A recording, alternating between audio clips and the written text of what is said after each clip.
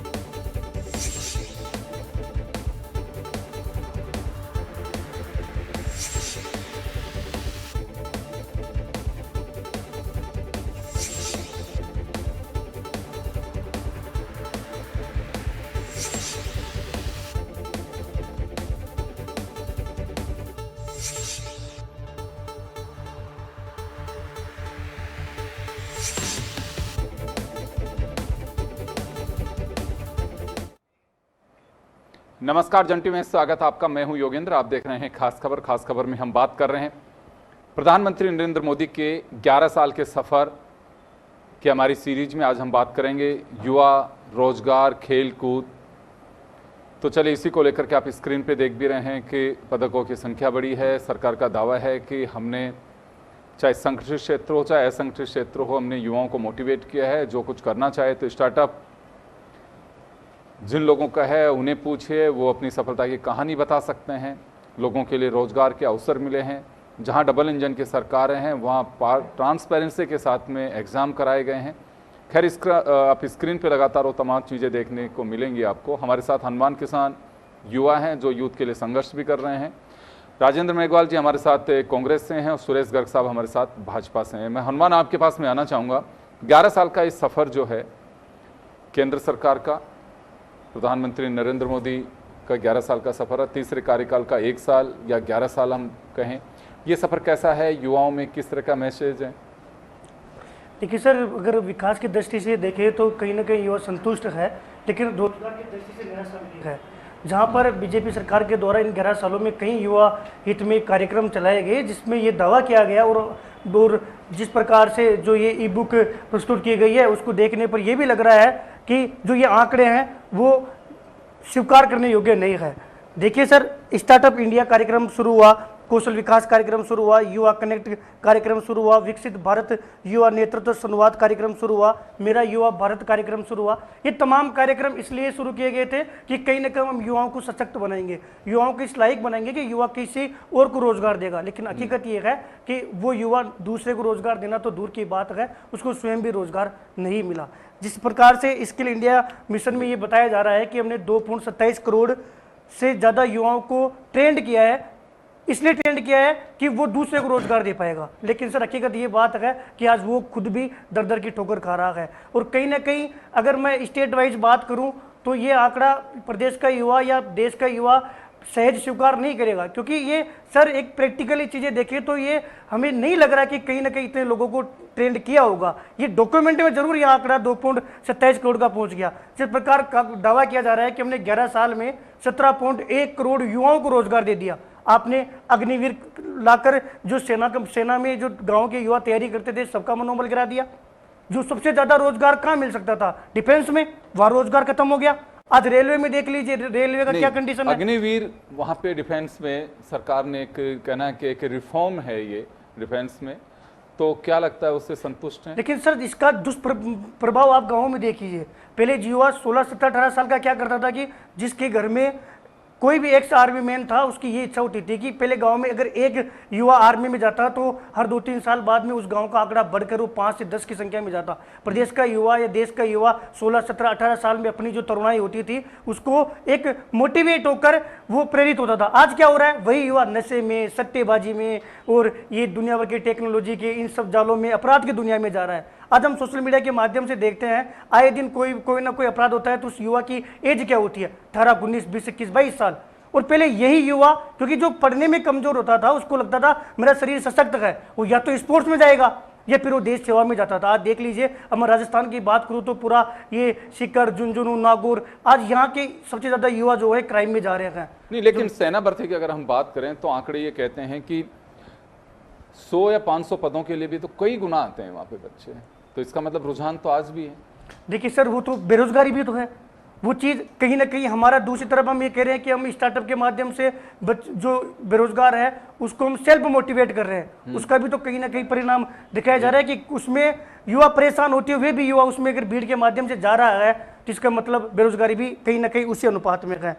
Sir आप ये देखिए, कहीं ना कहीं प्रदेश में सरकार का ये इस ई बुक के माध्यम से कहा जा रहा है कि हमने मेडिकल कॉलेजों की संख्या बढ़ा दी, हमने जो MBBS की जो सीटें थी वो बढ़ा दी, लेकिन क्या जो एंट्रेंस एग्जाम होती है, जो नीट जैसी एग्जाम होती है, उसमें आपने कहीं ना कहीं जो पारदर्शिता है उस पर काम किया?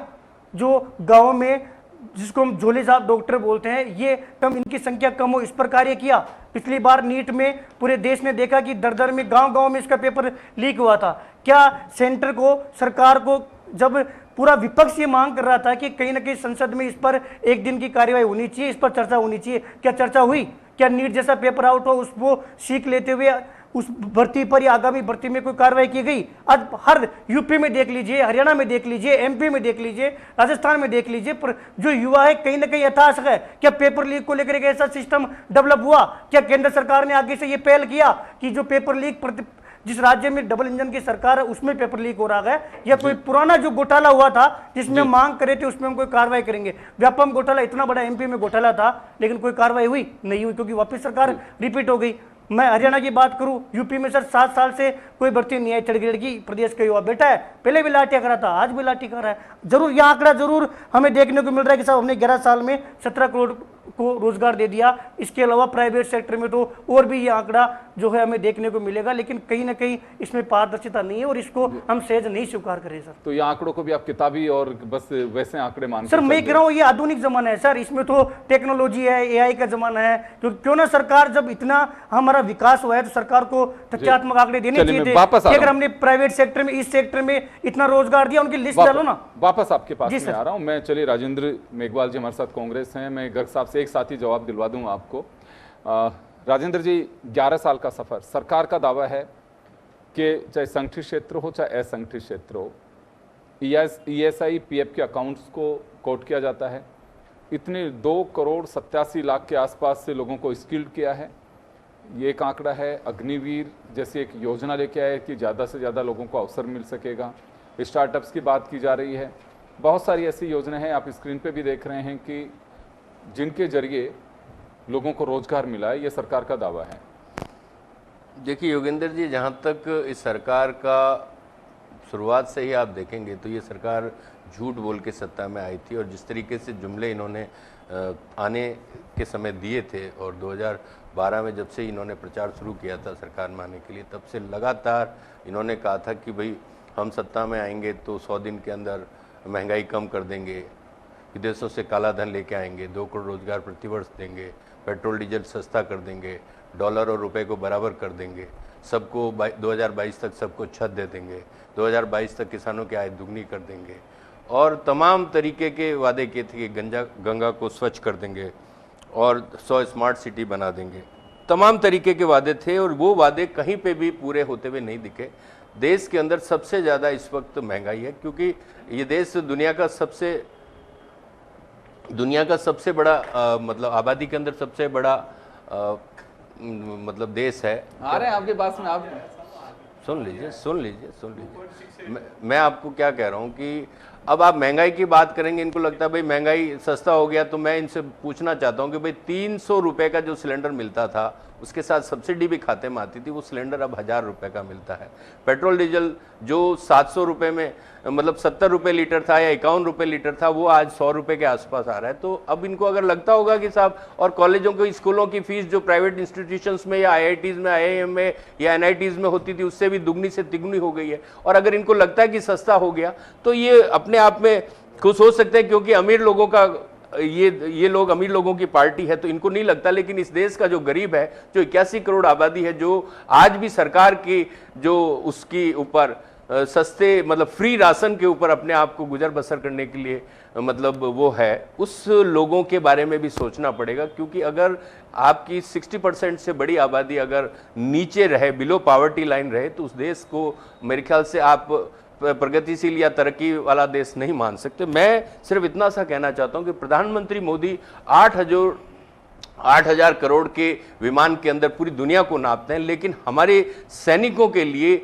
एक अच्छी खासी मतलब एक कबाड़ की रेल के अंदर बिठा के उनको वो पहुंचाना चाहते हैं। तो ये भी बात है, लगातार आपने देखा रेल दुर्घटनाएं हो रही है। कल ही हमारे यहाँ पे एक बहुत ही दुखद मतलब विमान हादसा हुआ है, जिसके ऊपर मैं बात नहीं करना चाहूंगा, लेकिन वहां पे भी कहीं ना कहीं सवाल ये उठता है योगेंद्र जी कि इस सरकार के आने के बाद में किसी भी व्यक्ति की, न तो वो कोई अधिकारी होगा, न वो कोई मंत्री होगा, न प्राइम मिनिस्टर होगा, किसी की भी जिम्मेदारी फिक्स नहीं की जाती। जो कुछ भी होता है उसको लिपापोती करके उसको ढक दिया जाता है। तो सवाल यहां ये उठता है, प्रधानमंत्री ने 11 साल में एक प्रेस कॉन्फ्रेंस नहीं की।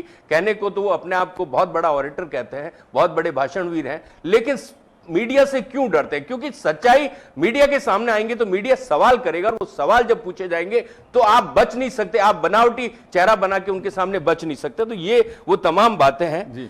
चलिए और मैं आपको बताऊं कि भारतीयों के साथ में जो अमेरिका के अंदर अभी हाल ही के अंदर जो व्यवहार हुआ है, वो व्यवहार अपने आप में देखने योग्य है कि एक भारतीय युवा छात्र के ऊपर अमेरिका के एयरपोर्ट के ऊपर मतलब गर्दन के ऊपर हाथ रख के पीठ पे घुटना रख के जिस तरीके का फोटो है, प्राइम मिनिस्टर ने एक शब्द नहीं बोला। चाइना का और अमेरिका की जब बात आती है, प्राइम मिनिस्टर एक शब्द नहीं बोलते हैं। तो 11 साल की उपलब्धियां तो सर ये है, और भी आप कहोगे तो 1 घंटे से भी ज्यादा समय तक मैं इस सरकार की जो ये उपलब्धियां हैं, जो इस देश को डुबोने वाली उपलब्धियां, मैं गिना सकता हूं आपको। चलिए मैं जवाब दिलवाता हूं अब आपको। सुरेश गर्ग साहब से बड़े धैर्य के साथ में बैठ करके आप लोगों को सुना है। गर्ग साहब आपने सुना। चलिए खैर, राजेंद्र जी पॉलिटिकल पार्टी से ताल्लुक़ रखते हैं, लेकिन हनुमान न्यूट्रल हैं। मैं कई बार इनको बुलाता हूं, बड़े फैक्ट्स के साथ में ये बात कर रहे हैं। युवाओं में अभी भी कहीं ना कहीं एक टीस है कि आंकड़े तो इतने बताए जा रहे हैं, उन आंकड़ों की तह में जाना चाहिए, जैसे कि युवाओं का कहना है। और चीज़ें हैं कहीं ना कहीं, या तो कोई सिस्टम में ऐसा हमारा कोई चूक है कि जो योजनाएं आ रही हैं वो धरातल पे नहीं उतर पा रही हैं। देखिए योगेंद्र जी, मुझे तो ये समझ में नहीं आता कि जो युवा अपना आप को समझते हैं, तो या तो इनको रोजगार क्यों नहीं मिल रहा है, ये समस्या पर है। लेकिन आज देश के अंदर रोजगार मिल रहा है साहब। आज अगर EPF account 32 crore EPF account हैं, तो निश्चित रूप से रोजगार मिला होगा, तभी ईपीएफ अकाउंट खुलते हैं। तो ऐसा नहीं है, लेकिन अब हो सकता है इनके पास कहाँ से आंकड़े आए, लेकिन जो आंकड़े हैं वो सत्य है, इसमें कहीं पे भी गलत नहीं है। 52 करोड़ मुद्रा लोन दिए, 52 करोड़ मुद्रा लोन, 52 करोड़ मुद्रा लोन का मतलब 52 करोड़ लोगों को मुद्रा लोन दिया है। एक व्यक्ति को भी रोजगार मिलता है तो 52 करोड़ लोगों को रोजगार मिला है। ऑल इंडिया मेडिकल इंस्टीट्यूट पहले 8 हुआ करते थे, अब 23 है, यानी कि 15 ऑल इंडिया मेडिकल इंस्टीट्यूट बने। आप ये देखिए कि IIM 8 नए IIM बनाए, मेडिकल की सीटें 1,09,000 बढ़ाई है। आप 80-85 हजार मेडिकल सीटें होती थी, वो आज 1,92,000 के लगभग 1,09,000 सीटें बढ़ाई है। कौशल विकास योजना के अंदर 1,60,000 स्टार्टअप, 1,60,000 स्टार्टअप जो रजिस्टर्ड मान्यता प्राप्त है स्टार्टअप। तो ये सब चीजें हैं और जनता हमको आशीर्वाद देती है। हमें इनसे सर्टिफिकेट लेने की जरूरत नहीं, हमको जनता से सर्टिफिकेट लेना है। वो तो जनता से ही है, हनुमान किसान नहीं, ये हनुमान जी मुझे तो नहीं लगता ये जनता के हिसाब से बोल रहे हो, आंकड़े हैं ये, तो मैं हकीकत बता रहा हूँ। मैं ये तो चीजें हकीकत बता रहा हूँ साहब, ये पता नहीं कहां से क्या चीज लेके आए। मैं तो हकीकत बता रहा हूँ कि 52 करोड़ लोगों को मुद्रा लोन दिए, क्या एक व्यक्ति को भी उससे रोजगार नहीं मिला होगा? क्या निश्चित रूप से मिला होगा। क्या जब 32 करोड़ ईपीएफ अकाउंट मिले तो क्या ईपीएफ अकाउंट वैसे खुल जाएंगे? तो ये सब चीजें हैं। फिर अब मैं ये कहता हूं, ये कांग्रेस के प्रवक्ता, मैं ये कह रहा हूं, ये कांग्रेस की पता नहीं कौन सी मानसिकता हो गई। उधर तो राहुल गांधी जी झूठ बोलते हैं, राहुल गांधी जी भी बोलते जाते हैं और भारतीय जनता पार्टी की सीटें बढ़ाते रहते हैं। भारतीय जनता पार्टी का जब जब भी राहुल गांधी जी बोलेंगे तब तक भारतीय जनता पार्टी के 15 से 20 लाख वोट बढ़ जाते हैं। उसी तरीके से कांग्रेस के प्रवक्ता भी यहाँ के झूठ बोल जाते हैं साहब। महंगाई, अब मुझे बताइए 2.68% महंगाई दर है आज राजस्थान हिंदुस्तान की, 2.68। मुझे पूछ लीजिए कौन सी महंगाई, कौन से कंट्रोल पे कौन सी महंगाई आज तक के हिंदुस्तान के इतिहास में अगर इससे नीचे आई हो तो बता दीजिए। आपके टाइम पर तो 10% से ऊपर रहती थी बेरोजगारी दर, आपके टाइम पे 10% से ऊपर रहती थी। पूरे वर्ल्ड को अगर आप मिला लो तो महंगाई दर आपकी हिंदुस्तान की सबसे कम है। तो जब ये सब चीजें एक्चुअल स्थिति है, लेकिन जनता को समझ में आती है और जनता हमको बार बार आशीर्वाद देती है। तीसरी बार प्रधानमंत्री बने साहब, तीसरी बार बना इतिहास के अंदर। नेहरू जी के बाद में ये पहली बार हुआ है जो तीसरी बार प्रधानमंत्री बने, क्योंकि हम जो कहते हैं वो करके दिखाते हैं। अग्निवीर योजना तो इतनी बढ़िया योजना है, इसके बाद में राज्यों की सरकारें कमिटमेंट कर रही है कि भाई हम नौकरी पर रखेंगे, इससे बढ़िया और क्या हो सकता है। तो मेरा कहने का मतलब ये है कि युवाओं के लिए इतनी स्कीम्स लाए। अब आप ओलंपिक के अंदर पदक देख लीजिए, 2014 के कंपैरिजन कर लीजिए और 2014 के बाद में ओलंपिक में पदक लाने का देख लीजिए आप। हर क्षेत्र के अंदर विकास है साहब, मेडिकल हो, IIT हो और मेडिकल कॉलेज को, मतलब एग्रीकल्चर सेक्टर के अंदर देख लीजिए, हमने एग्रीकल्चर सेक्टर के अंदर कितना MSP, कई जगह तो ढाई गुना से ज्यादा, मतलब 27%, मतलब 2.5% से ज्यादा, और कई चीजों पे MSP देख लीजिए 2014 के बाद में आज तक की MSP देख लीजिए। किसानों के लिए, युवाओं के लिए, हर चीज के लिए हमने सब काम किया है और वो जनता आशीर्वाद दे रही है। जनता को विश्वास है कि मोदी जी बहुत अच्छा। फिर ये कह रहे कि साहब डिफेंस में कुछ नहीं किया। अरे डिफेंस में तो हमने इतना काम कर दिया कि आप बता दीजिए, आपका जो बजट था उससे तो 3 गुना बजट डिफेंस का हो गया। आपने तो सेना को मजबूत करने के लिए, उनको सेना की वर्दी भी मजबूत नहीं थी, हमने तो सेना को वर्दी दिए, वाटर प्रूफ वाली, एयर प्रूफ वाली हमने दिए। आपने तो क्या कहा था कि साहब बॉर्डर को हम मजबूत इसलिए नहीं कर सकते कि दूसरे की सेना इंटर कर जाएगी। ये इनके रक्षा मंत्री का स्टेटमेंट है, रक्षा मंत्री का खुद का स्टेटमेंट है कि साहब चाइना की बॉर्डर को हम विकसित इसलिए नहीं कर रहे कि चाइना की सेना भारत में प्रवेश कर जाएगी, इसलिए नहीं। ये रक्षा मंत्री का है। अरे भाई क्यों अपनी बॉर्डर को मजबूत नहीं करोगे तो कैसे सेना मजबूत होगी? सेना को डिफेंस सिस्टम में आज आप हथियारों के अंदर देख लीजिए, आज हम एक्सपोर्ट कर रहे हैं। आपके टाइम पे बता दीजिए क्या एक्सपोर्ट था, आज हम हथियारों में एक्सपोर्ट कर रहे हैं, हम आत्मनिर्भर बन रहे हैं। S-400 और आज ब्रह्मोस जो भारत के अंदर निर्माण है, उसने पाकिस्तान में छाती पे जाके मारा है ना। ये तो त्राई कर रहे हैं, पाकिस्तान की भाषा बोलते हैं, पाकिस्तान में ये हो गया, इनको तो नुकसान, इनको तो दुख हो रहा है पाकिस्तान में, अगर पाकिस्तान तहस नहस हो गया तो ये स्थिति है साहब। हम ये कह रहे हैं कि हमने विकास का मॉडल लाए हैं, युवा के लिए काम लाए हैं। अच्छा, अब इनके समझ में नहीं आया तो बात अलग है, लेकिन मैं आंकड़े के साथ कहता हूं कि ये सब चीजें हुई है। एक चीज मुझे बताओ, एक सेकंड आप मुझे एक, चलिए बोलिए। ये कह रहे हैं कि साहब 52 करोड़ स्टार्टअप, मतलब मुद्रा लोन और शायद 32 या 22 करोड़ आपने बताया, 32 करोड़ EPF अकाउंट। तो अब हो गए कितने? 84 करोड़।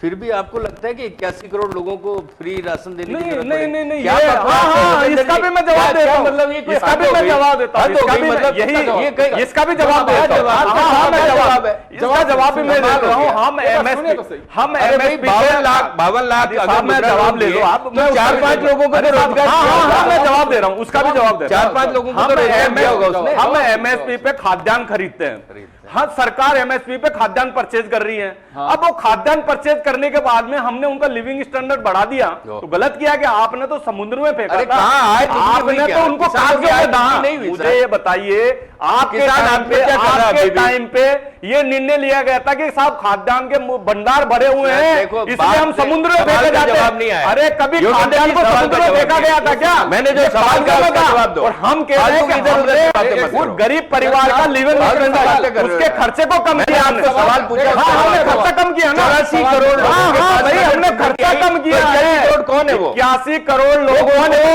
अनाज मुफ्त इलाज देके उनका खर्चा कम किया है। ये IMF की रिपोर्ट है, ये वर्ल्ड बैंक की रिपोर्ट है। 25 करोड़ लोग गरीबी रेखा से बाहर आए, ये IMF की वर्ल्ड बैंक की रिपोर्ट है। तो आपके समझ में नहीं आता, कांग्रेस को समझ में नहीं आता। हम सवाल पूछा तो सवाल है, स्पेसिफिक सवाल था, सवाल जवाब ये नहीं है आपका। मैं ये कह रहा हूँ ना, 81 करोड़ भाई, 81 करोड़ हमने मुफ्त अनाज दिया, क्यों दिया? 84 करोड़ खर्चा, बताओ ना, जोड़ो ना, उसका आबादी कितना बढ़ा साहब, उसका खर्चा कम किया है। MSP पे खरीद कर रहे हैं, हमारे पास में खाद्यान्न भंडार भरा हुआ है, हमने अगर दे दिया तो क्या किया बता दीजिए। लेकिन आप लोगों ने समुद्र में फेंका था, हम क्या कह रहे हैं, आप लोगों ने समुद्र में फेंका था, उसका जवाब दे रहे हैं ना, भाई का जवाब दे रहे हो। चलिए अरमान किसान कुछ कहना चाह रहे हैं जी। सर मेरा बीजेपी प्रवक्ता जी 2-3 सवाल है, मैं उम्मीद करता हूं कि आप इसको संवेदनशीलता दिखाते हुए इस जवाब, वो कह रहे हैं कि आप जनता की भाषा नहीं बोल रहे हैं। जी सर, आपने सुना होगा। सर मैं भाषा सर एक बार सुने एक बार देखिए सर, मैं ये कह रहा हूँ कि एक बार आज से मैं 11 साल की तो बात नहीं कर रहा, 5 साल पहले तक भी युवा ये चाहता था कि मैं कहीं ना कहीं जो सरकारी नौकरी है उसकी तरफ आगे बढ़ूं। मैं बात करता हूं, जैसे ही आपने स्टार्टअप का सपना दिखाया कि हम रोजगार सृजन करेंगे, तो युवा गांव से निकलकर शहर में ये ढूंढने के लिए आता था कि जो स्टार्टअप ने रोजगार सृजन किया मुझे कहां रोजगार मिलेगा। साहब आप ये देखिए, पिछले 5 साल में प्रत्येक गांव में, प्रत्येक क्षेत्र में, जिस ढाणी में इंटरनेट है, आज वो युवा लाखों रुपए का उसमें कर्जा है, वो सट्टे की दुनिया में प्रवेश कर चुका है। आज हर अखबार में जब ये आईपीएल का मैच चल रहा था सर, आईपीएल का मैच चल रहा था, जब ऐसा कोई दिन नहीं था जब बैंक वाले परेशान नहीं है, वो सारी साइटें यूपीआई सब बंद हो रहा था। और ये जो पूरा समीकरण है वो कहां से चल रहा है वो आप भी परिचित हो और बीजेपी के प्रवक्ता जी भी परिचित है। क्या सरकार इतनी मजबूत हो गई, इतना सिस्टम मजबूत हो गया, इतना जो है आधुनिकरण आ गया, सिस्टम आ गया, एआई का जमाना है, टेक्नोलॉजी का जमाना है, आप आईआईएम की बात कर रहे हो, इतने विकास की बात कर रहे हो, तो क्या हम इस सट्टेबाजी को रोक नहीं सकते? उनको बढ़ावा कौन दे रहा है? ये जो लोन साहब हर आदमी के लोन है। अब मैं युवाओं के साथ जुड़ा होता हूं साहब, हमारे पास युवा ये कह के आते हैं कि भाई साहब ऑनलाइन देख रहा था, एक तरफ सरकार की योजनाओं का ऐड आ रहा था, दूसरी तरफ सट्टे का ऐड आ गया, मैंने ऐप डाउनलोड कर लिया और वो जो है मेरे पास कोई 1 करोड़ रुपए चला गया। क्योंकि आज सिस्टम ऐसा हो गया ना कि स्टार्टअप और योजनाओं के नाम से आधार कार्ड पे 1-1 लाख रुपए का लोन मिल रहा है। आप ब्याज दो, 50% ब्याज पे, 60% ब्याज पे ऑनलाइन जो है ठगी हो रही है, 1-1 लाख रुपए का लोन लेता है, वो युवा सट्टेबाजी में जा रहा है। और ये पता है कि सिस्टम को ये चीज पता नहीं है, उनको सब कहां से बढ़ावा मिल रहा है, कहां से आदान प्रदान मिल रहा है, इसलिए ये जो है बेरोजगारी है वो धरातल पे सामने नहीं आ रही। आज गांव का वो बूढ़ा माँ बाप इसलिए रोता है कि अरे सरकारी नौकरी छोड़ो, प्राइवेट भी छोड़ो, कम से कम 1 करोड़ रुपए का कर्जा लेकर तो नहीं आता। ये सट्टेबाजी की दुनिया जो वो किसान ने कभी सोची नहीं थी, उसको एक अलग ही दुनिया में एंट्री करवा दी। और अब तक अगर कोई कार्रवाई आपने देखी हो या एक्शन हो रहा हो, मैं यहाँ बैठे बैठे साहब कम से कम 20 एप्लीकेशन का नाम मैं गिना सकता हूँ जो दलील से चल रहे हैं। कई बात आप सही कह रहे हैं, राजनीतिक परिप्रेक्ष्य में चल रहे हैं। कई बार ऐसे पेरेंट्स फोन करते हैं, हमारे भी जो नंबर, एक मिनट सुनिए, वो लोग कहते हैं कि आईपीएल के दरमियान कई बार कई लोगों के फोन आए कि साहब ये बच्चे रात भर तक रुक करके विज्ञापन जो टीवी पे चलता है कि सरकार को रिक्वेस्ट करनी चाहिए, आप लोगों को मीडिया में भी दिखानी चाहिए कि सट्टे के विज्ञापन तो एटलीस्ट बंद हो। सर बढ़ावा मिल रहा है विज्ञापन में, और इसी के साथ नशा देखिए सर, कभी सोचा था कि 11 साल का आज इस दौर में कि गांव में ड्रग्स जैसी जो नशा वो पहुंच पाएगा?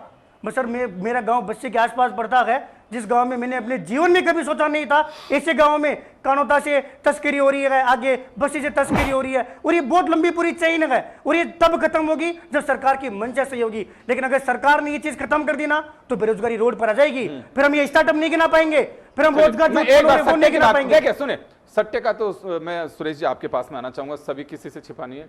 सट्टे के विज्ञापन आने का मतलब यह है कि उस पर कोई रोक टोक नहीं है। बिल्कुल बिल्कुल बिल्कुल सही है। देखिए मैंने जब आपको रोजगार की बात बताई कि किस तरीके से रोजगार के अवसर बटे हैं, तो ये उसको डिरेल करके दूसरी चीजों पे लिया है कि सट्टे पे लिया है।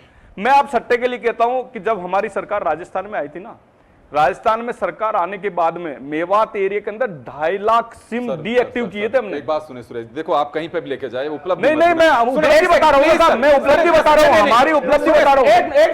एक सेकंड सुने सर, बिल्कुल अच्छा काम किया। एक टावर के नीचे जितने सिम एक्टिवेट थे हमने खबर भी चलाई, बिल्कुल सही है, इसमें कोई डाउट नहीं है। एनआईए ने भी रेड किए पिछले दिनों ऑपरेशन सिंदूर के दौरान, रहे हैं ना, उसमें अच्छी बात है, इससे कोई खारिज नहीं कर सकते। लेकिन टीवी के ऊपर अगर विज्ञापन आते हैं सट्टे लगाने के, तो भाई साहब उसमें ये मैसेज जाता है, बिल्कुल सही है। आप जो कह रहे हो इसके ऊपर भी सरकार वर्किंग कर रही है, इस पे युवा वास्तव में डिरेल हो रहा है, युवा उस चीजों में जा रहा है, तो निश्चित रूप से सरकार उस पे, अश्विनी वैष्णव जी उस पे वर्किंग कर रहे हैं, इसमें कोई तकलीफ नहीं है, तो उस चीज पे वर्किंग कर रहे हैं। बीजेपी का ध्यान है, सरकार का भी ध्यान है, आज सरकार का पूरा ध्यान है, बहुत सरकार करोड़ों लोगों को बिल्कुल निश्चित रूप से रोजगार दे रहा है।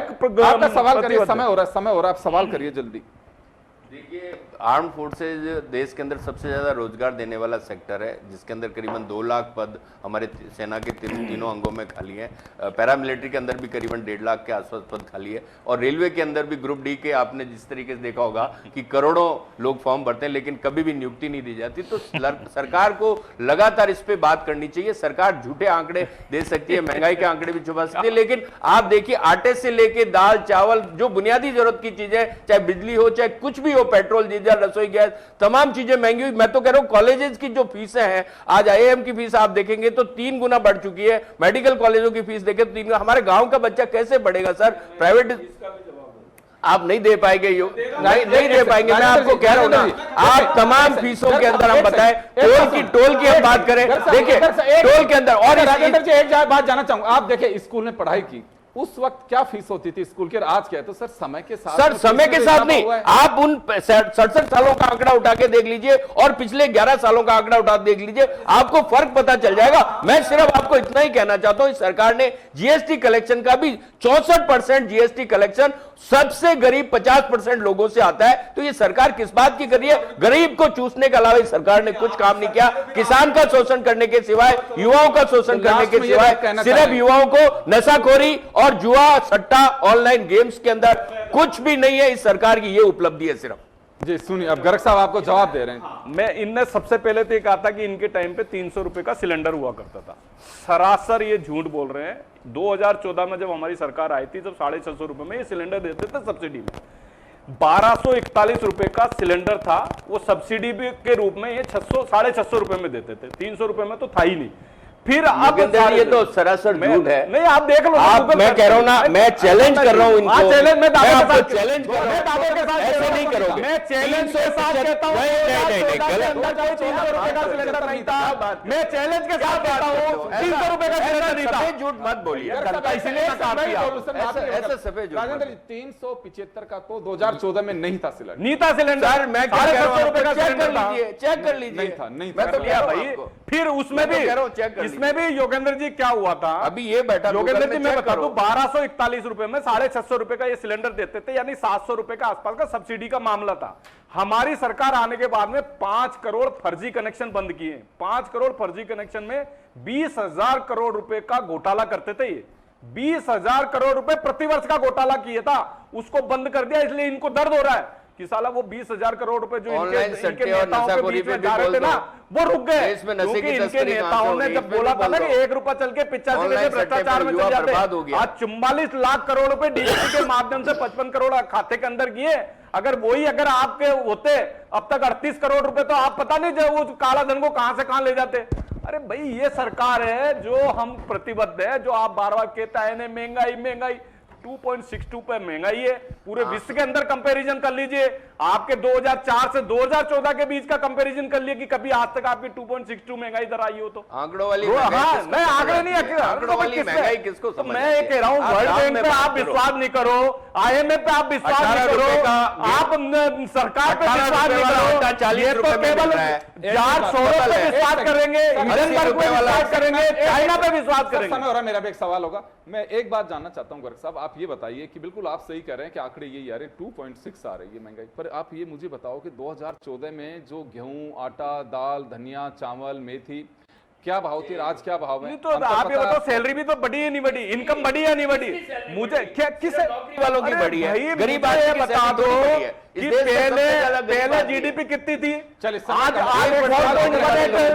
ट्रिलियन जीडीपी है। एक सवाल 2014 के अंदर कितनी थी? 2 ट्रिलियन थी ना। क्योंकि 30 सेकंड में जवाब भी दिलवाऊंगा गर्ग साहब से। सर, मेरा लाखों युवाओं की तरफ से एक ही सवाल है कि अभी बीजेपी प्रवक्ता जी कह रहे थे कि हमारा सट्टेबाजी से हम इस पर कार्रवाई कर रहे हैं, हमारा दूर दूर तक कोई संबंध नहीं है।